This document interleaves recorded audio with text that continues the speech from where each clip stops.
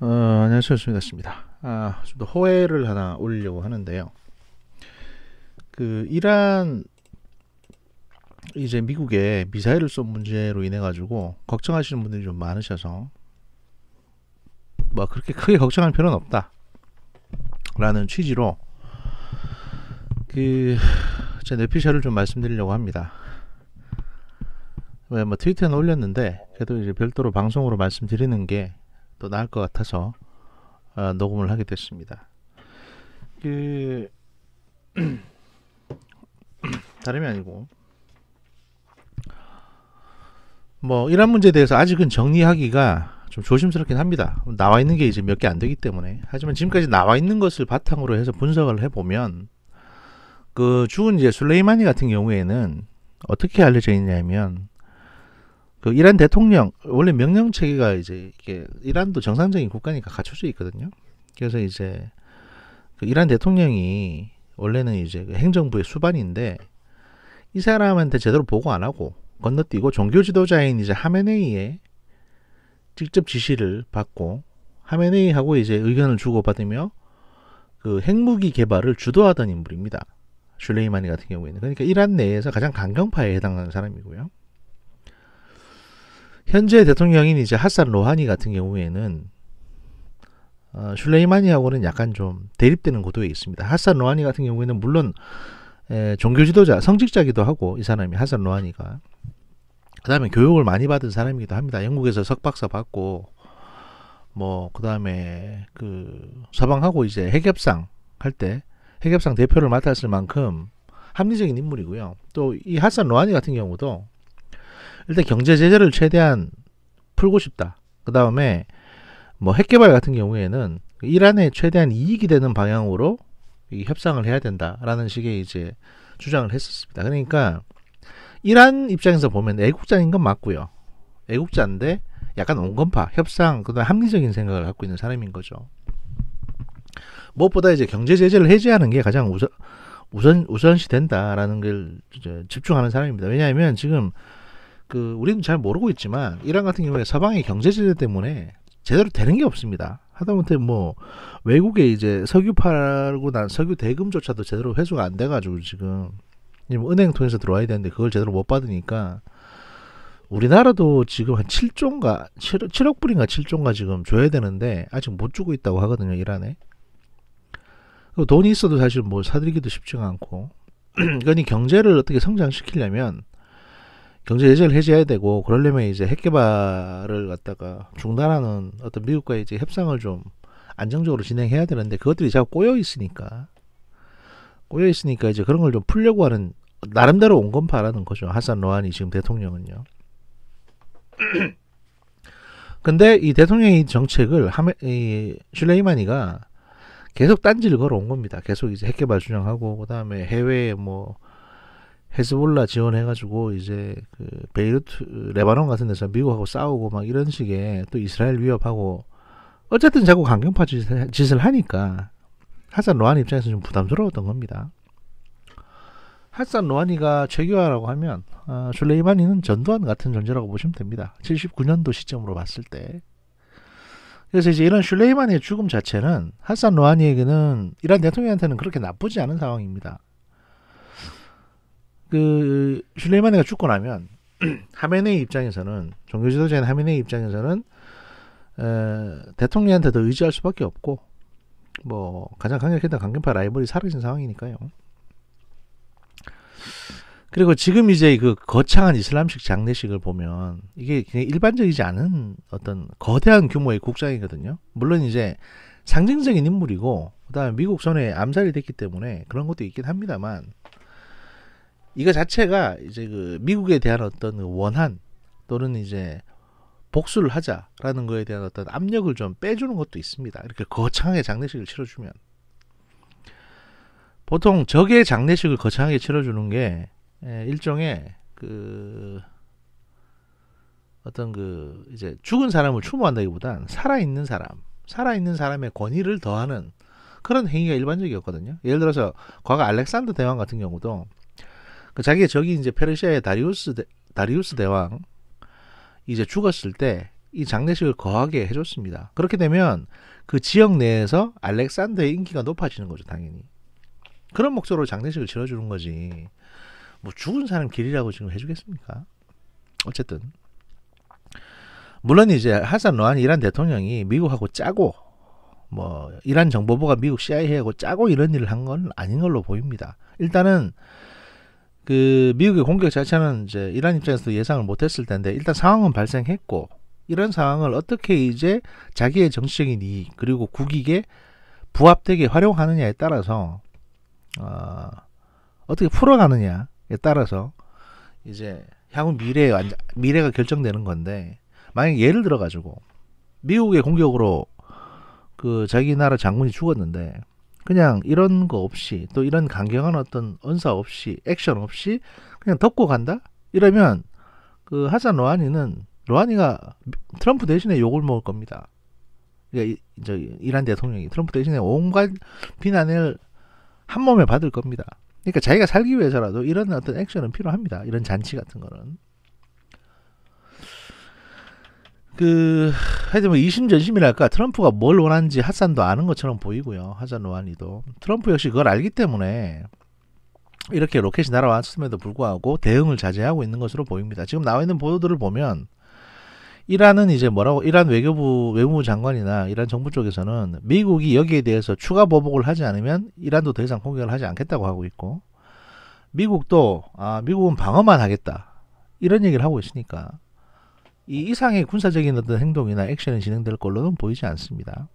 게다가 이번 로켓 공격 같은 경우에도 직경에 아주 작은 미사일이 동원된 걸로 보입니다. 그러니까 스커드보다 더 가느다란 미사일, 단거리고 더 위력이 작은 그런 걸 발사했다고 지금 알려져 있거든요. 언론에서는 이제 모델명까지 나오고 있는데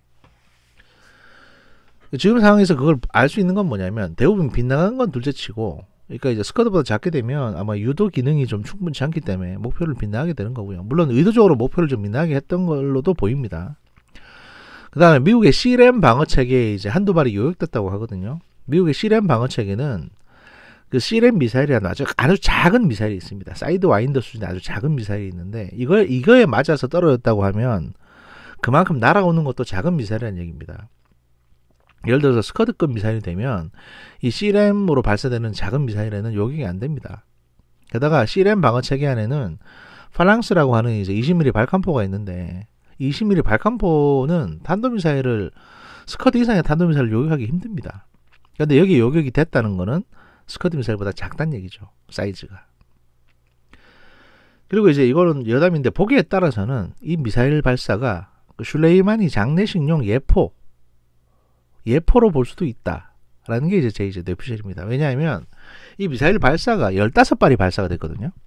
근데 일반적으로 그 군 예법상 우리뿐만 아니라 뭐 영국이나 미국이나 다 마찬가지입니다. 그리고 이제 중동의 군대도 영국 군대에서부터 파생됐기 때문에 대체로 같은 예를 사용하는 걸로 알고 있는데 일반적인 예법상 중장에 대한 이제 예포가 15발입니다.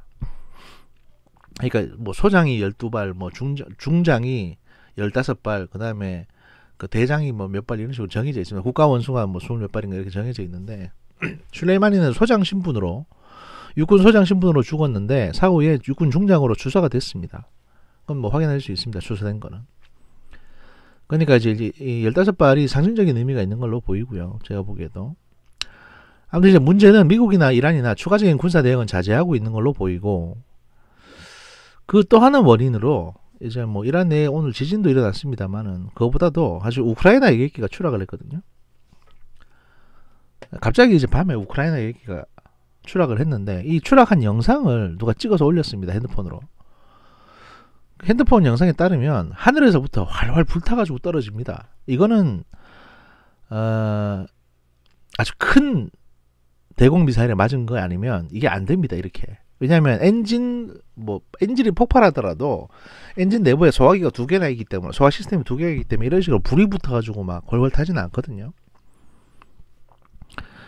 그런데 하늘에서부터 불타가지고 떨어진다는 거는 일반적인 공대공 미사일도 아니고 러시아의 S-400이나 S-300쯤 되는 대공 미사일이 발사돼가지고 이 우크라이나 여객기를 추락시킨 걸로 보입니다. 사실 이런 예는 종종 있습니다. 뭐 미국도 예전에 이제 이란 여객기를 한번 이런 식으로 격추시킨 적이 있었고요. 뭐냐면 워낙 긴장한 상태에서 일단 우리가 먼저 미국 쪽에 미사일을 쐈고 그다음 미국에서 어떤 보복을 할지 모르는 상황에서 레이더에 뭔가 뜨니까 애들이 그냥 눌러버린 거죠. 별다른 확인 절차도 없이. 게다가 그 권위주의적인 정부에서는 이제 민간 여객기 또는 이제 민간 공항이랑 군 정부랑 군이랑 이렇게 유기적으로 그렇게 연락을 주고받고 하지는 않거든요. 잘. 굉장히 좀 낙후돼 있습니다. 상황이 전반적으로. 그래서 긴장한 상태에서 누른 것 같은데 문제는 이제 180명 이상 탄 여객기가 거기에 맞아서 격추가 돼버렸고요. 이렇게 되니까 이제 일단은 양쪽 다 뭔가를 군사적인 액션을 준비했더라도 스톱돼버린 상황이고요. 이렇게 되면 더 이상 양측 다 무력 공격을 못하게 되는 겁니다. 그래서 이제 제 내피셜로 보면 이 우크라이나 여객기 추락은 그 미국의 보복 가능성으로 잔뜩 겁에 질려 있던 이란 방공포대가 저지른 참사로 보이고요. 이건 사실 양국 누구도 예상을 못한 일이죠. 그리고 앞서 말한 이제 단거리 탄도미사일 공격이라 하더라도 15발을 쐈으면 어느 정도 피해가 나야 되는 게 정상인데 미국의 피해는 아주 경미한 수준이라는 걸 보면 이란도 이제 일부러 목표 좌표를 좀 틀리게 쐈거나 아니면 사전에 이제 은밀하게 미국 쪽에 통보를 해줬거나 그래서 대피하거나 하도록 해줬거나 둘 중에 하나라고 보입니다. 그리고 이란도 이제 경고 차원에서 쏜 거지 뭐 전쟁 붙자고 쏜 건 아닌 걸로 보이고요. 그냥 방사포 수준인 겁니다. 그러니까 이란의 전반적인 군사력을 고려하면 미국과의 전쟁은 불가능한 상황이고 중국이나 러시아 역시 이란과 미국의 충돌에는 개입을 꺼려하는 상황입니다. 그 이란으로 만약에 전쟁이 벌어져 가지고 이제 중동이 그 원유 수송로가 막히게 되면 그래서 유가가 올라가게 되면 이란 원유의 한 40% 정도를 의존하는 중국은 직격탄을 받게 되고요. 러시아는 반사적으로 이익을 봅니다. 왜냐하면 러시아산 원유 가격이 이제 올라갈 테니까. 미국도 마찬가지고요. 뭐 그런 구조이기 때문에 중국이나 러시아가 대놓고 이란을 지원할 수도 없는 상황이고 그 다음에 아랍 전체가 이란을 도울 가능성도 없습니다. 왜냐하면 이라크 정부 역시 이란이 그 이라크 정부 내에 시아파 군벌을 지원하는 걸 못마땅하게 생각을 하고 있고 수니파인 사우디나 여타 중동 국가들과는 거의 지금 원수지간이기 때문에 이란이 이제 뭐 중동을 등에 업고 미국과 전쟁을 할 여력은 없습니다. 게다가 뭐 이란의 육군, 공군, 해군력 모두 미국의 절대적으로 열세인 상황이고 굉장히 낙후돼 있습니다. 이란은. 심지어 이제 이란이 F-14를 가지고 있는데 이게 이제 부품이 단종돼 가지고 어차피 뭐 미국하고 사이가 안 좋아지니까 미국에서 공급을 못 받게 됐죠. 그렇기 때문에 이 부속을 누가 공급해 줬냐? 이스라엘 쪽에 있는 기업가들이 미국 쪽에서 어떻게 부품을 구해 가지고 이란에 공급을 해 줬습니다. 이스라엘 사람들은 그렇게 돈 버니까요. 뭐 그런 게 국제사회입니다. 이스라엘하고 이란하고 으렁거려도 돈 벌 일이 있으면 그렇게 물건 팔아주는 게 이스라엘 애들이고요, 원래. 그래서 미국이 이스라엘을 사는 게 못 받다 하긴 하는데 어쨌든 그런 상황이고 이런 상황에서 이제 원유 판매까지 막혀버리면 이란은 전쟁을 할 힘이 없어집니다. 사람밖에 없는 상황에서 어떻게 전쟁을 하겠습니까? 트럼프는 상징적인 수준의 미군만을 중동에 남겨둔 채 철수하고 싶어 했는데 왜냐하면 이제 돈도 돈이고 그 중동 문제에 사실 개입해서 실익이 없다고 생각을 하거든요, 이제는. 근데 서로 싸우지는 않도록 상징적인 수준의 미군을 남겨두려고 했죠. 그러니까 사우디가 맹방이기도 하고 이제 사우디가 생각보다 후티 반군한테 자꾸 두들겨 맞고 전투에 한 번도 못 이긴 어떻게 보면 사우디 군대가 완전 종이 호랑이 같기 때문에 미국도 그걸 보고 되게 놀랐습니다. 그래서 야 얘들 그냥 두면 안 되겠다 라고 생각을 해서 이제 지금 뭐 그러고 있고 그 이란은 이제 후티 반군을 부추겨서 계속 사우디를 공격을 해왔죠. 미국이 나서서 이란의 가장 강경한 인물을 제거함으로써 이란이 후티 반군을 부추기는 행위를 자제시키고 중동 지역의 안정을 도모하려는 것으로 이제 일단은 보입니다. 이란 내 온건파 역시 이제 그런 것을 바라고 있는 걸로 보이고요. 이건 이란 내 이슬람 원리주의자들에게 현실을 알려주려는 참교육 차원으로 봐야지 미국이 중동을 집어삼킨다거나 뭐 하는 이런 형태로 이해를 하시면 안 됩니다. 이거는 40년 전의 아이디어고 40년 전의 마인드거든요. 그렇게 볼 볼 수 있는 상황은 아닙니다. 슐레이마니 같은 시아파 강경파는 사우디나 미국을 끌어들여 가지고 분쟁을 유도하고 그렇게 시끄럽게 분쟁 상황에서 IS가 사라진 그 공백 지역에 공백 지역인 이라크 영토 내에 친이란 시아파 군벌을 양성해서 궁극적으로는 이라크를 집어삼키려고 합니다. 그렇게 친이란 시아파 군벌이 더 커지면 나중에 선거에 나가서 이라크 정부의 지도자가 될 수도 있으니까요. 그렇게 해서 이제 이란은 이라크를 시아파의 위성 국가로 만들려는 음모를 가지고 있는 걸로 보이는데, 그게 이제 이란 내 회교 원리주의자들의 꿈이죠. 그 페르시아 제국을 재건하는 거. 근데 그렇게 하려면 미국을 계속 개입을 시켜서 시끄럽게 만들어야 되거든요. 그냥 미국이 손을 떼고 물러나면, 근데 이런 상황에서 만약에 미국이 그냥 과거 이제 그 클린턴처럼 모르겠다 그냥 다 손 떼고 물러나 버리면, 중동에서 빠져버리면, 빠져있는 미국을 다시 중동에 개입시키기 위해서 이 이란의 강경파들은 제2의 9.11 테러 같은 거를 일으킬 수도 있습니다. 그렇게 뭔가 큰 참사를 일으켜서 미국을 다시 끌어들이기 위해서. 그러니까 그냥 내버려 두면 안 되는 거죠, 미국 입장에서는. 그래서 가장 강력한 강경파 브레인을 제거해버리는 겁니다. 그래서 그 위험을 차단하고자 작전을 수행한 걸로 보이고요. 이런 지금의 이란의 행동은, 그래서 이제 지금 이란 대통령이 하고 있는 거는 자국 내 강경파를 달래고 온건파인 자신의 입지를 더 강화시켜서 전국을 주도하려는 어떤 역할로 봐야 되는 거지, 미국하고 전쟁하자고 지금 어리석게 미국하고 전쟁하자고 이러는 게 아닙니다. 좀 더 이제 하이 클래스의 어떤 그 정치적인 속내가 있다, 이렇게 보셔야 되고요.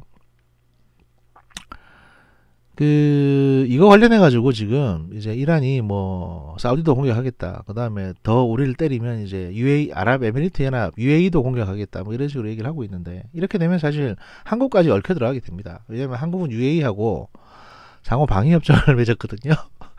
원전 팔면서. 그러니까 까딱 잘못하면 이란하고는 자동적으로 교전 상태에 빠질 수도 있어요, 한국은. 그러니까 전쟁 나기를 기대하지 마시고요. 뭐 나봤자 별로 좋을 것도 없으니까. 그리고 이란에도 어차피 한국 입장에서는 이란에도 궁극적으로는 우리나라 탈원전 정책이 다 철회가 되면 이란에도 원전을 팔아야 됩니다, 우리는. 그래서 이제 이란하고는 싸우는 게 좋지 않습니다, 우리 입장에서는. 그리고 이란이 지금 그러려고 하고 있는 건 아니니까 전쟁 걱정을 하지 마시라라는 말씀 드리고 싶고요. 다만 이제 이란하고 미국하고 이렇게 대립이 좀 심해지니까 그 이란의 이제 그 사이버전, 이란도 저기 해커를 장난 아니게 육성을 하고 있거든요. 그래서 이제 의도적, 그러니까 나비 효과 같은 건데, 지금 이렇게 되다 보니까 그 인터넷 보안업체 관련 주가가 좀 오르고 있다고 하더라고요. 그래서 이제 그쪽에 투자하고 싶으신 분들은 뭐 투자하셔도 나쁘진 않겠다. 하지만 이제 그런 오름세는 단기적일 수 있다, 이런 말씀 드리고요. 이렇게 사실 좀 날도 춥고 출출할 때는 파주에 자유로를 쭉 달리면서 파주로 가셔가지고 정예 해장국이라도 한 그릇 드시고,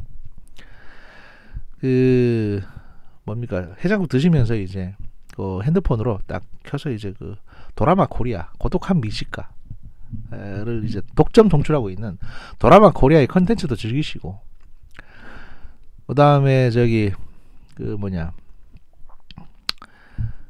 집에 오셔가지고 이제 피곤하지 않습니까? 피곤하면 이제 그 데볼프에서 만든 이제 벨트로 이렇게 채워져 있는 바지를 벗고, 그 코지비누로 친환경 비누 코지비누로 목욕을 하신 다음에 이제 편하게 침대에 누워가지고 그 환타님이 쓰신 환타지 없는 여행이라든지 아니면 각종 그 지역별 여행 그 안내서를 갖다가 쭉 읽으면서 뭐 하루를 마무리하는 것도 좋지 않을까 싶습니다. 괜히 그 트위터 같은 거 하지 마시고요. 호의를 마치고요. 잠시 후에 일부를 추가적으로 녹음해서 올리도록 하겠습니다. 감사합니다.